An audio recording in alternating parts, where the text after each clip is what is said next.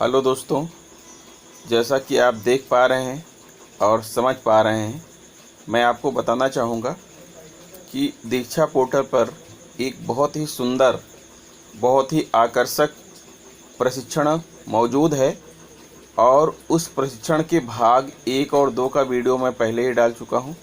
लेकिन इस भाग में मैं आपके लिए लेकर आया हूँ अंतिम भाग का वीडियो, जिसमें आपका परीक्षण होता है, आपकी समझ की परीक्षा होती है, आपका आकलन होता है।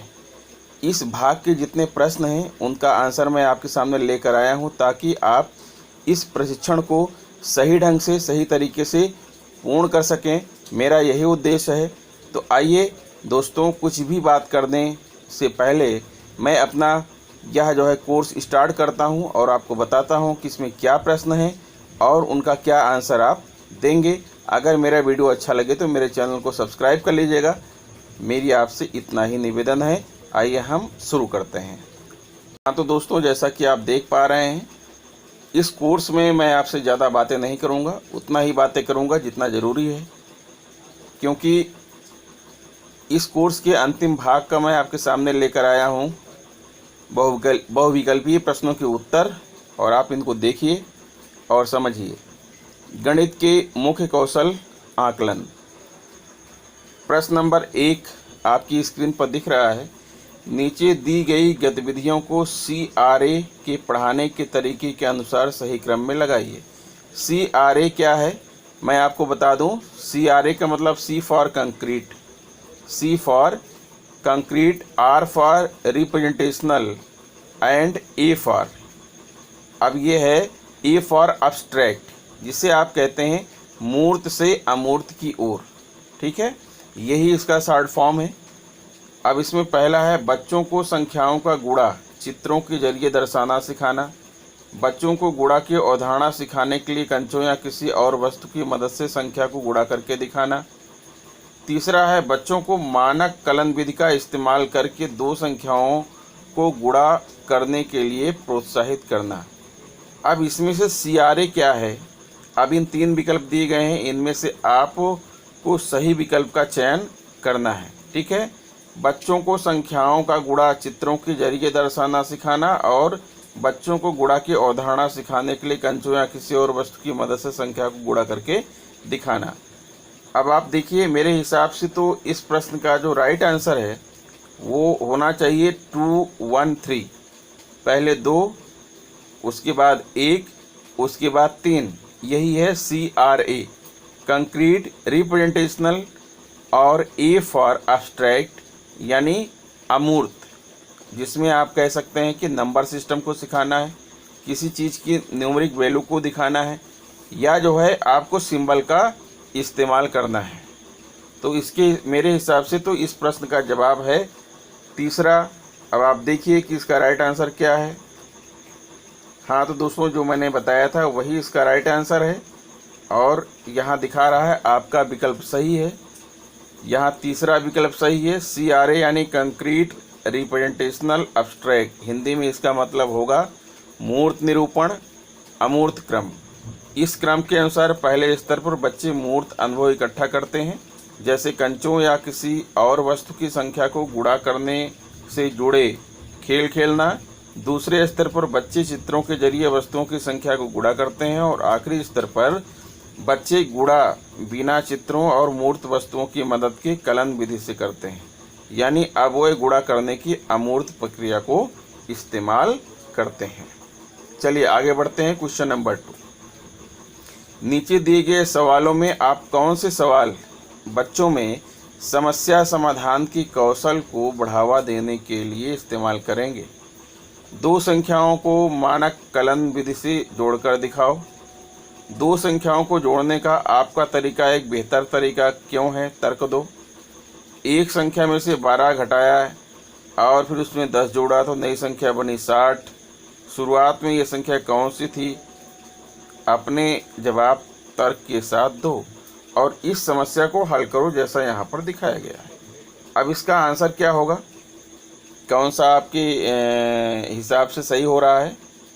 तो मुझे तो इस प्रश्न का जो जवाब है वो प्रश्न नंबर 2 ही सही दिखाई दे रहा है, और 2 के साथ 3 भी सही है, ठीक है। ये जरूरी नहीं कि मेरा आकलन हमेशा सही हो।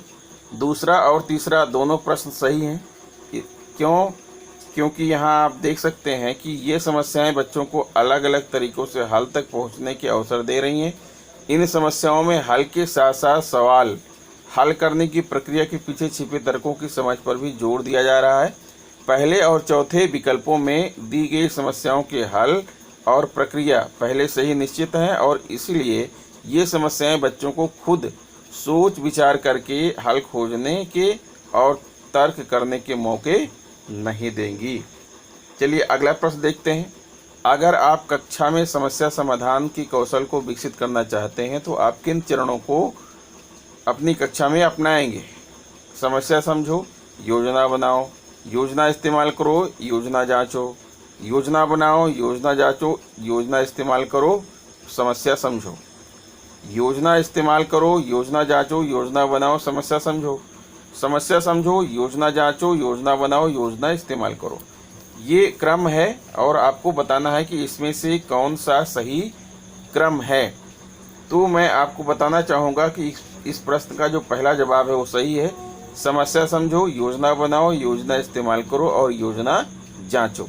हर कोई इसी को सही कहेगा, क्योंकि समस्या समाधान कौशल का विकास करने के लिए ज़रूरी है कि बच्चे सबसे पहले किसी समस्या को समझें, फिर उसे हल करने के लिए योजना बनाएं, इस योजना को खुद इस्तेमाल करके देखें और अंत में तय करें कि उनकी योजना क्यों सफल हुई या क्यों सफल नहीं हो पाई। इस क्रम को देखते हुए बाकी सभी विकल्प गलत हैं।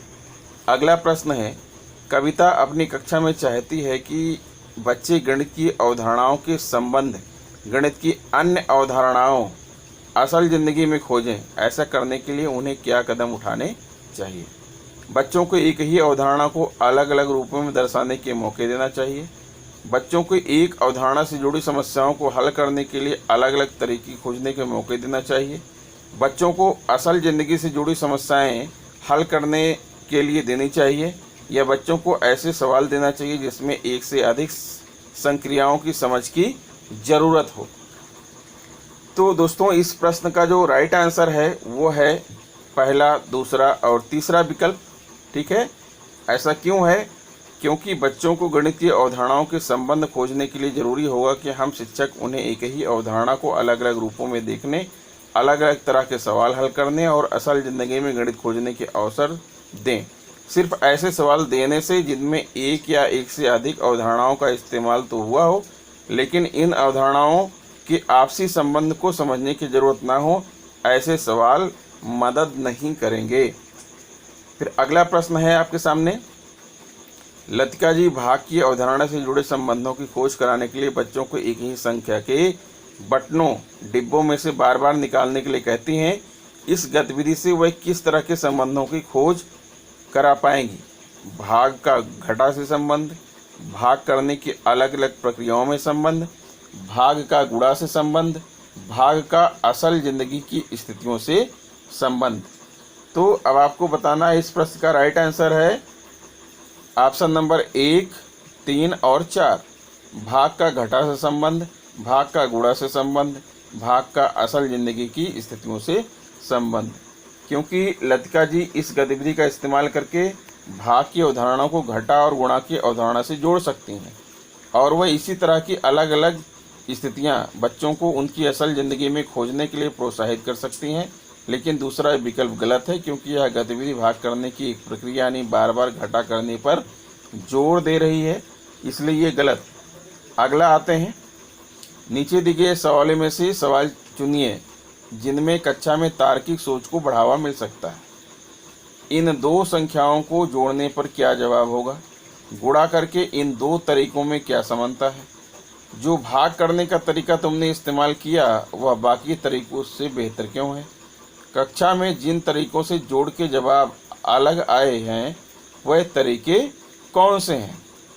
तो आपको क्या लगता है कि इस प्रश्न का जवाब क्या होगा? इस प्रश्न का राइट आंसर है ऑप्शन नंबर 2 और 3। गुणा करके इन दो तरीकों में क्या समानता है? जो भाग करने का तरीका तुमने इस्तेमाल किया वह बाकी तरीकों से बेहतर क्यों है? क्योंकि ये दोनों ही सवालों के जवाबों को खोजने के लिए बच्चों को तर्क देने होंगे। वहीं पहले और चौथे विकल्प में दिए गए सवालों के जवाब निश्चित हैं। इनके जवाब बच्चे कक्षा में मिली जानकारी के आधार पर दे सकते हैं। इसके लिए उन्हें खुद तर्क करने की ज़रूरत नहीं है। फिर अगला सवाल है, आइए एक शिक्षक की कक्षा में हो रही बातचीत पर ध्यान दें। शिक्षक, बच्चों 24 गुणा 2 कितना होगा? बच्चा 48। शिक्षक, ये जवाब कैसे मिला? बच्चा 20 गुणा 2 बराबर 40 और 4 गुणा 2 बराबर 8, इनका जोड़ हुआ 48। शिक्षक, क्या अनिल का जवाब और तरीका आप सभी को सही लगता है? क्या ये तरीका हर स्थिति में काम करता है? इस बातचीत के आधार पर बताइए कि इस कक्षा को बच्चों पर बातचीत की जिम्मेदारी के आधार पर किस ग्रुप में रखा जाना चाहिए, किस स्तर पर रखा जाना चाहिए? स्तर 0, स्तर 2, स्तर 1 और स्तर 3। तो मेरे हिसाब से तो इस प्रश्न का जवाब है कि स्तर 1 पर रखा जाना चाहिए। स्तर 1 सही है, क्योंकि इस कक्षा में शिक्षक सवाल पूछ रहे हैं और साथ ही बच्चों को प्रोत्साहित कर रहे हैं कि वे अपने विचार साझा करें। अगर ये कक्षा स्तर 0 पर होती तो अधिकतर शिक्षक के सवालों पर ध्यान प्रक्रिया की बजाय सही जवाब पर होता। अगर ये कक्षा दूसरे स्तर पर होती तो शिक्षक बच्चों को एक दूसरे से सवाल पूछने के लिए प्रोत्साहित करते, और अगर ये कक्षा तीसरे स्तर पर होती तो बच्चे खुद ही सवाल पूछने और उन पर विचार करने की जिम्मेदारी लेते। यानी ये कक्षा का स्तर है स्तर 1, नंबर 1। अगला प्रश्न है दोस्तों, इस कक्षा को ध्यान से देखिए और बताइए कि शिक्षक ने कक्षा में बातचीत को बढ़ावा देने के लिए किन तरीकों का इस्तेमाल किया है। शिक्षक, बोर्ड पर लिखे सवाल को हल करने में मुझे कुछ गलती हुई है, वह गलती खोजिए। कुछ देर बाद, कबीर, आपने हासिल गलत जोड़ा है। शिक्षक, वो कैसे? कबीर, इकाई के हासिल को दहाई में नहीं जोड़ा। शिक्षक, क्या कोई और जवाब देना चाहेगा? अब इस प्रश्न के 4 जो है यहाँ पर विकल्प हैं। इंतजार करना, बच्चों की बात को दोहराना, बच्चों को भागीदारी का निमंत्रण देना, बच्चों को अपने शब्दों में कोई विचार बताने को कहना। अब आपके हिसाब से इस प्रश्न का क्या जवाब है? मैंने तो सोच लिया है, आप बताइए। यानी दूसरा और पहला और जो है तीसरा, इंतजार करना, बच्चों को भागीदारी का निमंत्रण देना, ये सही है। इस स्थिति में शिक्षक बच्चों को गलतियां खोजने और उन पर बातचीत करने के लिए आमंत्रित कर रहे हैं, साथ ही वह बच्चों के जवाबों का इंतजार करते हैं। तीसरा और चौथा विकल्प गलत है, क्योंकि इस स्थिति के आधार पर हम नहीं कह सकते कि शिक्षक ने बच्चों की समझ को बेहतर बनाने के लिए उनके विचार को सही शब्दों में दोहराया हो, या बच्चों द्वारा बताए गए किसी विचार के बारे में बेहतर समझ बनाने के लिए उसे किसी दूसरे बच्चे को अपने शब्दों में बताने के लिए कहा हो। चलिए आगे देखते हैं। अगला प्रश्न है क्वेश्चन नंबर 9। काश्मीरा जी अपने कक्षा की शुरुआत अक्सर बच्चों को किसी समस्या की अलग अलग चीज़ों या तस्वीरों से दर्शाने के लिए कहकर करती हैं। क्या आप अनुमान लगा सकते हैं कि वह बच्चों को खुद किसी सवाल को अलग अलग तरीकों से दर्शाने के लिए क्यों कहती हैं?